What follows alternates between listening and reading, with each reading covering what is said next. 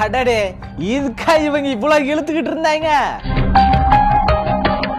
அட நேரத்துல அலைன்னு அலைஞ்சாங்களேயா, இப்படி கதையை முடிச்சு விட்டாங்களே.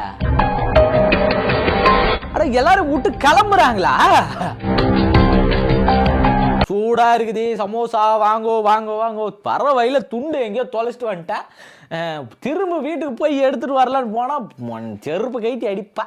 அதனால நம்ம அந்த பக்கம் போவானா, நம்ம இருக்கிறது என்னவோ அதை மட்டும் செஞ்சுட்டு சும்மா இப்போதைக்கு வேறு துடைக்கலாம் தான் வச்சிருந்தேன். என்ன பண்ணுறது, துடைச்சிக்கலாம் முடியாது போல. அது அப்படியே விட்டதா போட்டோம். இது ஒரு சம்பவம் ஒன்று ஆகிப்போச்சு. நம்ம ஆள் ஒருத்தர் புதுசாக இந்த கை குத்து மேலே தூக்கலான்னு பார்த்தா அவங்க அப்படியே இறங்கிட்டே போயின்னுக்கிறாங்க. ஆனால் அவங்க இன்னைக்கு ஒரு பேச்சுவார்த்தைக்கு முடிவுக்கு வந்துட்டாங்களாம். முடிவுக்கு வந்து அப்படின்னாங்க இப்படின்னாங்க, அப்படி இப்படி போய் ஒரு பிடியா இன்னைக்கு பிடிச்சிட்டா, அப்படி பிடிச்சவர் இப்படி வந்துட்டா அப்படின்ற கதையா இன்னைக்கு வந்துட்டாங்க.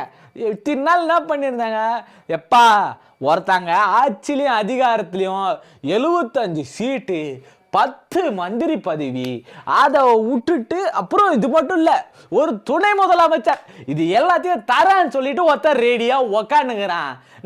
அந்த பக்கம் போனா உன் நிலைமை என்ன ஆயிக்கும் யோசிச்சுக்கோ. அப்புறம் உங்க கதை அப்புறம் க்ளோஸ் ஆயிடா. வந்தவெல்லாம் அப்படியே போயிடுவாங்க, அவங்க ஆட்சி அமைக்க ஆரம்பிச்சுடுவாங்க. நீங்க அப்புறம் ஊதிக்கின்னு போக வேண்டிய நிலைமையில மாறிடும். அதனால என்ன பண்றது, நம்ம கேட்கறது நீ குத்துரு, அவன் ஆட்சி அதிகாரத்தில் பங்கு தரேன்னால நீயும் நம்ம அதிகாரத்துலயும் ஆட்சிலையும் பங்கு குத்துரு, நான் அவனை எதுவும் கேட்க மாட்டேன்பா அப்படின்னு சொல்லிக்கிட்டு நம்ம கைகாரர் என்ன பண்ணாரு, அப்படி கை குத்து குளிக்கிட்டு ஜாலியாக கிளம்பலாம் அப்படின்னு பார்த்தாரு. என்ன நடந்தாலும் இந்த ஆள் நம்ம ஆள் காலையில் சூரியன் வருது இல்லையா, அவரு நம்ம ஆள் என்ன பண்ணிட்டாரு அப்படின்னா, உதயசூரியங்காரு sun mister sun rising sun என்ன பண்ணிட்டாரு அப்படின்னா, பா நீ சொல்ற இந்த ஆட்சி அதிகாரம் பங்கு அப்படின்றதெல்லாம் வந்து தமிழ்நாட்டுக்கு ஒத்து வராது, அந்த முழக்கமே தமிழ்நாட்டுக்கு ஒத்து வராது அப்படின்றத ஒரு பக்கம் தெளிவாக அடின்னு அடிச்சிட்டாரு. ஆனால் என்ன பண்ணாலும் நாங்கள் விடுவோமா, விட மாட்டோம், அதெல்லாம் விட முடியாது. அண்ணா அந்த ஆட்சி அதிகார பங்குன்ற கதைக்கே இங்கே இடம் கிடையாது. நீ பார்த்து ஜாக்கிரதையாக இருக்கிறதுனா இருந்துக்கோ. ஆமாம், நீ ஜாக்கிரதையாக இருக்கிறது அவ்வளோ முக்கியமான ஒன்று. என்ன நம்ம ஏன்னா இந்த திமுக ஆரம்பிச்சதோடைய ஒரு காரணம் அப்படி என்னன்னு பார்த்தீங்கன்னா, இவங்களை எதிர்த்து தான், யாரு காங்கிரஸை எதிர்த்து தான் திமுகவே ஆரம்பிச்சது. அன்னைக்கு இருந்த இந்தி திணிப்பு, அன்னைக்கு இருந்த அந்த மாநில உரிமை பறிப்பு, இது எல்லாத்தையும் அன்னைக்கு அவங்க பண்ணிட்டு இருந்தாங்க. ஆனால் அது எல்லாத்தையும் மீறி என்ன பண்ணாங்க, அப்படி உடச்சி கிடச்சி இவங்க தான் ஆட்சிக்கு வந்தது, இவங்களை எதிர்த்து தான் ஆட்சிக்கே வந்தது.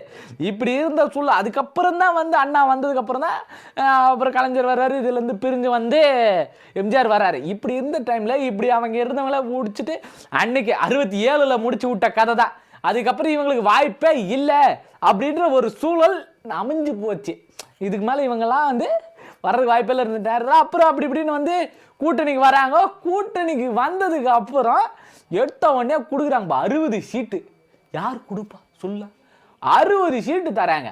இந்த 60 சீட்டு கொடுத்ததுக்கு அப்புறம் ஜெயிச்சது எவ்வளோ ஜெயிச்சிருப்பாங்கன்னு நினைக்கிறீங்க? 5 இந்த 5 ஜெயிச்சு விட்டு இவங்க பேசுறது எங்களுக்கு இங்கே ஏகப்பட்ட பேன் ஃபாலோவிங் இருக்குது, நாங்கள் மக்களுக்காக சிறுபான்மையினர் ஓட்டு எல்லாத்தையும் இவங்க தான் வச்சிருக்கிறாங்க இப்படின்னு ஏகப்பட்ட பேர் சொல்லியிருந்தாங்க. என்ன ஆகுனா சொல்லுப்பா, ஆனால் கிரவுண்ட் லெவலில் இறங்கி ஒர்க் பண்ணுறது யாரு, நீ என்ன பண்ணிருக்கிற இது வரைக்கும் அப்படின்னு கேட்டால் இது எதுவும் சொல்கிறதுக்கு இல்லை. அந்த மாதிரி தான் இருந்துக்கிட்டு இருக்காங்க. கிரவுண்ட் லெவலில் என்ன இறங்கி ஒர்க் பண்ணியிருக்காங்க தமிழ்நாட்டுக்காக அப்படின்னு பார்த்தீங்கன்னா, பா நீ என்ன தோக்கடிச்சுவேன், உனக்கு நான் எதுவும் பண்ண மாட்டேன் அப்படின்றதுல இவங்க தெளிவாக இருக்கிறாங்க. அப்போ அதுக்காக எதுவும் பண்ணுறதும் கிடையாது. இவங்க கிரவுண்டில் ஏதாச்சும் போஸ்ட் அடிக்கிறாங்களா, கிடையாது. ஏதாச்சும் ஃபங்க்ஷன் வந்தாங்கன்னா அப்படி மேலே வெள்ளையை தட்டியும் வெள்ளையும் சொல்லியுமா உட்காந்துட்டு கை குலுக்கிட்ட கிளம்புறது தான் இவங்க வேலையாக இருக்கிறது. அது வரைக்கும் இவங்களுக்கு சரி, அது வரைக்கும் இவங்களை விட்டுறக்கூடாது அப்படின்றதுக்காக இவங்களும் கெட்டியமாக இறுகி பிடிச்சிருக்கிறாங்க. இப்படிப்பட்ட இந்த சமயத்தில் இவர் முதல்ல 60 வந்தாங்களா, அதில் 5 ஜெயிச்சாங்களா, அடுத்து 40 குறைச்சி விட்டாங்க. கலைஞர் அவர்கள் தெளிவாக சொன்னார் ஒரு விஷயத்த, இப்போ 63 நாயன்மார்கள் மாதிரி நான் உங்களுக்கு சீட்டு தரோம், ஆனால் அவங்க எங்களுக்கு பஞ்சபாண்டவர்களை தான் கொடுத்தாங்க. எங்கள் ஆள் நக்கல் பண்ணுறதுல சரியான ஆள் இவர். என்ன பண்ணுறாரு, எவ்வளோ இலக்கியத்துவமாக வந்து கலைச்சி விட்டாரு, அப்படி அசிங்கம் பற்றி விட்டாரு. பஞ்ச போன்றவர்கள் யாரை இழுக்கிறாங்கன்றதும் தெரியும். அது ஒரு பக்கம் இருக்கட்டும், இது ஒரு பக்கம் போடாலும் போகட்டேன். இப்படி இருக்கிற இந்த சமயத்தில் பார்த்து இதெல்லாம் நியாயமா அப்படின்னு கேட்குற மாதிரி ஆகிப்போச்சு.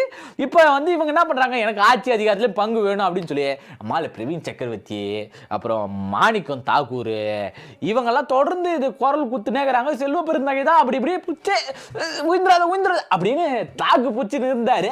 இப்போ அவரே வந்து வெளியேற்ற போகிறவர் 4 பேர் சொல்லிட்டு இருந்தாங்க. அப்புறம் நாங்களாம் வந்து இவங்க எங்கள் பேச்சு கேட்கறதில்ல, நாங்களாம் வெளியேறோம் அப்படின்னு சொல்லிட்டு இருந்தாங்க.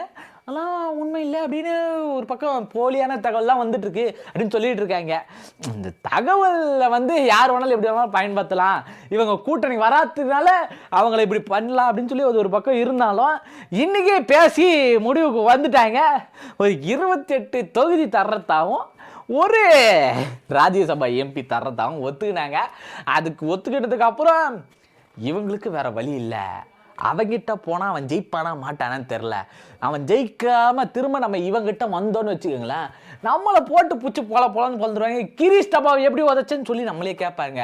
நம்ம நிலைமை எப்படி இந்த கவுண்டமணி ஒரு படத்தில் போய், ஐயா நீங்கள் என்ன டேன்னு கூட கூப்பிடுங்கய்யா, டேன்னு கூட கூப்பிடுங்கய்யா அப்படின்னு அவர் சொன்ன மாதிரி இவருடைய நிலைமை ஆகிடுமோ அப்படின்னு நல்லா அழகாக யோசிச்சவங்க இங்கே உட்காந்து கத்தின்னு இருந்தாங்க இல்லையா. பிரவீன் சக்கரவர்த்தி இவங்கெல்லாம், அந்த மாணிக்கம் தாக்கூர் இவங்கெல்லாம் பேசியிருந்தாங்க இல்லையா, அவங்கெல்லாம் விட்டுட்டு பாசி அவர்களை, அதை சிதம்பரம் அவர்களை கூட்டின்னு வந்து நேற்றெல்லாம் பேச விட்டாங்க. நேற்றெல்லாம் புள்ள பத்து போட்ட பிரசவ வழியில் வந்து வெளியில் துடிப்பான்ல, உள்ள துடிக்கிறோம் வெளியில் அதிகமாக துடிச்சுன்னு இருப்பான்ல, அப்படி வந்து சுற்றி திரிஞ்சுக்கிட்டு இருந்தாங்க. அப்படி திரிஞ்சிட்டு இருந்தவங்களுக்கு நாளைக்கு நீ முடியாது சொல்லுன்னு சொல்லிட்டாங்க. அப்படி சொன்னது இன்னைக்கு வந்து அதை டிக்ளேர் பண்ணி ஒரு 28 சீட்டும் இன்னொரு பக்கம் ஒரு ராஜ்யசபாவும் தரேன்னு ஒத்துக்கிட்டாங்க. சொன்ன மாதிரி அவங்க கொடுத்துருவாங்க. ஏன்னா கமலுக்கும் கொடுத்துருக்குறாங்க. இன்னும் 4-5 பேர். இது என்னடா ஒரு பக்கம் இப்படின்னு பார்த்தா இன்னொரு பக்கம் ஒருத்தர் எம்பி சீட்டுக்கு கையெழுத்த போட்டு வந்துட்டார், ராஜ்யசபா எம்பியா. யார் அப்படின்னு பார்த்தீங்கன்னா நம்ம அண்ணன் இளங்கோவன் அவர்கள். திடீர்னு வந்தாங்களா தேமுதிகலேருந்து, அவங்க வந்ததான் உள்ளே சேர்த்துக்கிட்டாங்க. தேவையான தொகுதியெலாம் தரேன்னு சொல்லிட்டாங்க. சொன்னதுக்கு அப்புறமா ஒரு எம்பி சீட்டும் உறுதி. இது தரேன்னு சொல்லி ஏமாற்றிட்டு போன ஒருத்தர் இருக்கிறார்ல, அவருக்கு செக் பண்ணி கொடுக்குற மாதிரி ஆகிப்போச்சே. விவசாயியின் மகன் அவர்கள், விவசாயியாக இருந்த ஒருத்தர், அவர் இப்போ இந்த சூழலில் இருந்துக்கிட்டு இருக்காரு. இப்போ அவங்க ஒரு பக்கம் கவலை கடமை தான் இருந்துக்கிட்டு இருக்காங்க. என்ன பண்ணாலும் இவங்க இப்படிலாம் பண்ணிகிட்டு இருக்கிறது இங்கே தான் வருவாங்கன்னு தெரிஞ்சு போச்சு. வந்தவங்க வந்துட்டாங்க. வந்தவங்களுக்கு இவங்க உணசரிப்போம் அது உபசரிப்பும் சரியாக பண்ணிக்கிட்டு இருக்காங்க. அவங்களுக்கு நம்ம 2 சமோசாவை கொடுத்து எப்பா வெளில மட்டும் தெரியுறது மேட்ரு கிடையாது, உள்ளே இருக்கிறது என்ன மேட்ரோ அதுதான் வந்து டேஸ்ட் அள்ளி தரும் அப்படின்றது தெரிஞ்சுக்கன்னு சொல்லி நம்ம சமோசாவே ஒன்று கொடுத்து விட்டோன்னு வச்சிங்களேன். சாப்பிட்டு பார்த்து 4 வார்த்தை தெரிஞ்சுப்பாங்க. உன்னையும் தெரிஞ்சுக்கிறதுனா தெரிஞ்சுக்க, அவ்வளோதான் நான் சொல்லுவேன். சரியா?